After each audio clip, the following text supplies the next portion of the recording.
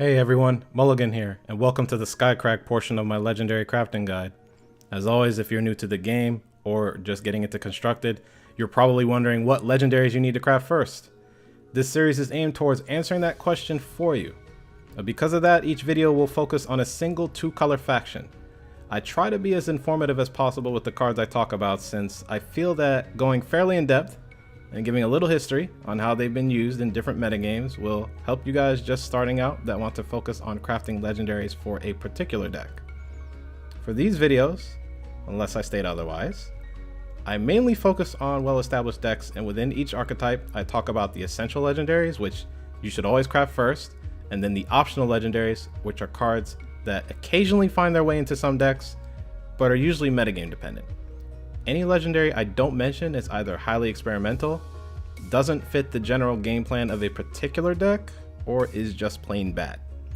Let's get into it. So the first archetype that I want to touch on is the one that is the first thing to come to mind when people think of Skycrag, and that is Skycrag aggro. And let's talk about essential legendaries first, and there's actually only one, that being Vadius Clanfather. A 3-power 3/2 unit requiring 2 fire and 1 primal influence to play. He has quick draw and Aegis, and an ultimate where you pay 7 to play a Stillfang Chakram on Vadius. Personally, if it wasn't for Bartholo and Argenport, this would be one of the most hated cards in Omens of the past. Vadius is solely responsible for giving Skycrag aggro a solid turn 3 play. There are other cards that cost 3 that are good, like equipping Shogun Scepter on a 2-drop. There are even budget 3-drop units that you could technically play. But like I said when I reviewed the Skycrag cards in Omens, Vadius makes Skycrag aggro run so much better. I am curious to see how Vadius would fit into a different Skycrag archetype, like mid-range. For now though, if you plan on playing Skycrag aggro, crafting 4 copies of this card is a must. The deck just doesn't run as well without Vadius. Let's move over to optional legendaries for Skycrag aggro, and there is actually only one of these as well, and that is Soulfire Drake. A 5-power 5/2 unit requiring 3 fire influence to play. It has flying and charge. When it dies, each unit in your deck randomly gets flying or charge. Quick note to you new players, if this dies and you have units in your deck that already have flying, they will automatically gain charge, and vice versa.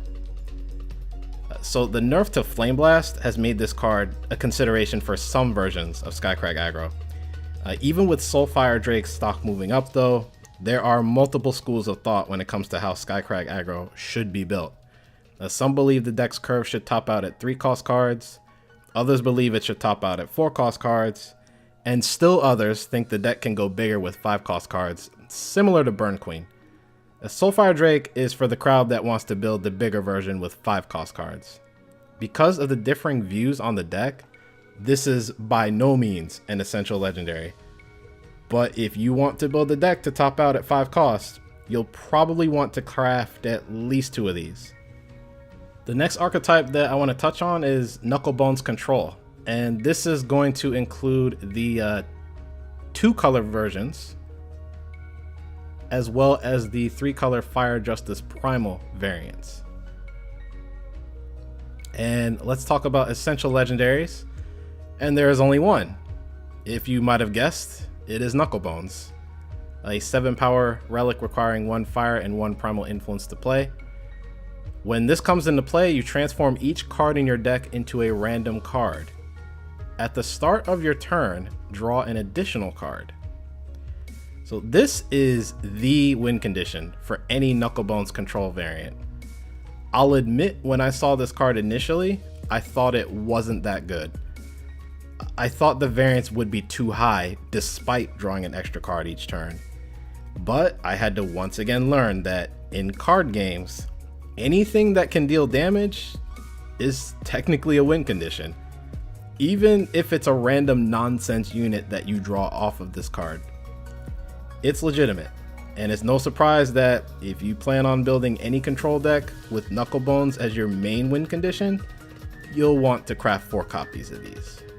So there aren't any optional legendaries that I wanted to touch on for Knucklebones Control, So I wanted to move over to an honorable mention that I wanted to give, and that is to Malak and Nakova, an 8 power 8/8 unit requiring 3 fire and 3 primal influence to play. They have flying and Aegis, and when Spark is activated, they deal 4 damage to each enemy when they come into play. So during the early weeks of Omens of the Past, there were a few Fire Justice Primal control decks that were running a few copies of this card. Nowadays, you can see the card in the fun but greedy Fire Time Primal midrange deck, also known as Dragonheart. It's been proven that the Spark ability is pretty difficult to get off, but this is the type of card I personally look for when I want a win condition for a control deck. A big, threatening unit that is tough to kill and has evasion. This card has all of it. That said, 8 cost is pretty high, and most decks I see that do run this card never have more than 2 copies in their list. I'd only craft these if you're looking to play either a late game control deck or something in the style of Dragonheart. Otherwise, you can hold off and save your Shiftstone. Finally, I want to talk about a few cards that you should not craft for Skycrag, but instead you should keep in your back pocket. These are cards that have the potential to find their way into a deck depending on how the metagame shifts. And there's 3 cards that I want to talk about. They are Flamestoker, Pearlescent Drake, and Rhymescale Draconis. Let's start with Flamestoker. It's a 6 power relic requiring 3 fire influence to play. At the start of your turn, play an Infernus. I've seen a few people experimenting with this card in some control brews sporting fire and primal cards. And some of you will notice the pattern if you've seen previous guides where I mentioned this card. I think the card has potential and is underrated right now. Even if someone wanted to try Skycrag mid-range, Flamestoker could see use there, as it has little competition for the 6-drop slot if the deck wants to curve that high, which mid-range usually wants to do, at least when it comes to time decks.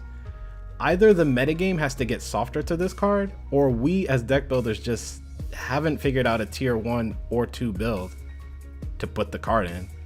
Until one of those 2 things happens, I would hold off on crafting this card. Next, let's talk about Pearlescent Drake, a 5 power 6/3 unit requiring 3 primal influence to play. It has flying and reckless. When Spark is activated, this comes into play with +4 health. Another underrated card that started to see use in Huru and Feln decks of the mid-range variety not too long ago. But it still seems a bit strange that this card is yet to see use in Skycrag, given that Spark is Skycrag's mechanic. Now, I seriously doubt this fits into Skycrag aggro, but something like Skycrag midrange could use this card, as there's not a lot of competition in the 5-drop slot for the faction. I don't think a midrange deck would want Soulfire Drake, but I could be wrong. Anyway, I would hold off on crafting this for Skycrag as well, unless of course you want to be the one to experiment with a midrange deck and you've got the Shiftstone to spare. Finally, let's talk about Rhymescale Draconis, a 7 power 7/6 unit requiring 2 primal influence to play. It has flying. When it comes into play, you play Permafrost on each exhausted enemy unit. Yet another card that, in my personal opinion, is a bit underrated. I will say though that I don't think Rhymescale is as good as the previous 2 cards I mentioned. The effect can be very powerful, but it's dependent upon their units attacking, though I think that happens more often than people realize. This likely would end up in a pretty specific control deck, so I would definitely not craft these for Skycrag for the time being, and just keep an eye on it for now. That's it for the Skycrag portion of the Legendary Crafting Guide. If you're just starting out, let me know if these videos have been helpful to you. Hopefully I've pointed you guys in the right direction. If you liked the video, feel free to give it a like. If you have any suggestions or just general feedback, let me know in the comment section below. Also, consider subscribing to the channel so you don't miss future videos, not just for this series, but for the other Eternal content I put out as well. Thanks for taking time out of your day to watch this, and I'll see you all soon. Take care.